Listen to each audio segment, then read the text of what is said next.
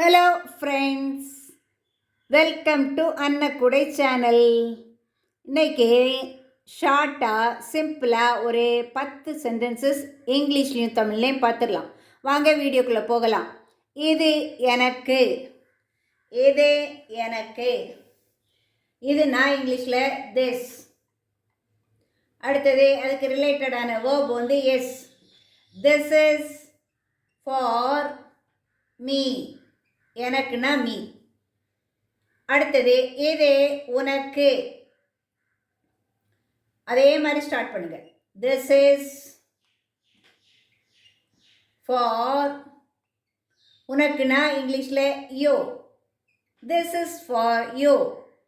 இது எங்களுக்கு, இது எங்களுக்கு எப்படி எழுதணும்?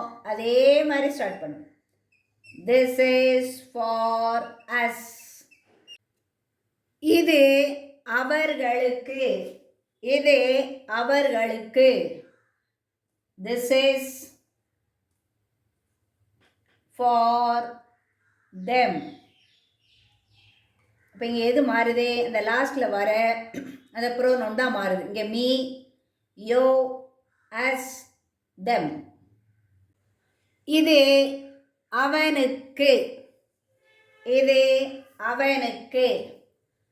அதே மாதிரி தான் ஸ்டார்ட் பண்ணணும். This is for him. Next இது அவளுக்கு. உங்கள் வாயிலிருந்தே ஆன்சர் வருது. This is for her. Next என்ன தனியாக விடுங்க, என்ன தனியாக விடுங்க. லீவ் மீ, என்னை, me alone. Leave me alone. அவளை தனியாக விடுங்க, அவளை தனியாக விடுங்க. Leave her alone.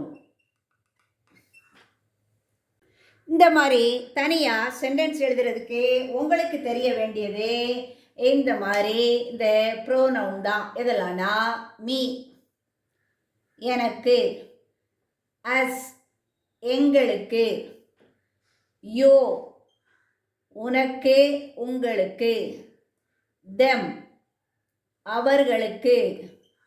அடுத்தது ஹர், அவளுக்கு. அடுத்தது ஹிம். இது தெரிஞ்சாலே ஈஸியாக சென்டென்ஸ் எழுதிடலாம். ஏற்கனவே 8 சென்டென்சஸ் கொடுத்தேன். இப்போ 9th ஒன் பாருங்கள். எங்களை தனியாக விடுங்க. எங்களை, எங்களைன்னா இதில் என்ன வரணும்? அஸ் வரணும். எதில் அஸ் போடுவீங்கன்னா இந்த மீ போட்டிருக்க இடத்துல என்ன போடணும்? Leave as. அது மட்டும்தான் மாறுது. Leave as alone. அதே மாதிரி அவனை தனியாக விடுங்க. அப்போ அதுலேயும் எது மாறணும்னா இந்த ப்ரோனவுன் மட்டும்தான் மாறணும். அவனைங்கிறதுக்கு இங்கே மேலே நான் எழுதி போட்டிருக்கேன். ஹிம் இருக்குது. Leave him alone. இந்த மாதிரி நீங்கள் ப்ராக்டிஸ் பண்ணுங்கள். இனி அடுத்த வீடியோவில் நம்ம மீட் பண்ணலாம். தேங்க்யூ ஃபார் வாட்சிங்.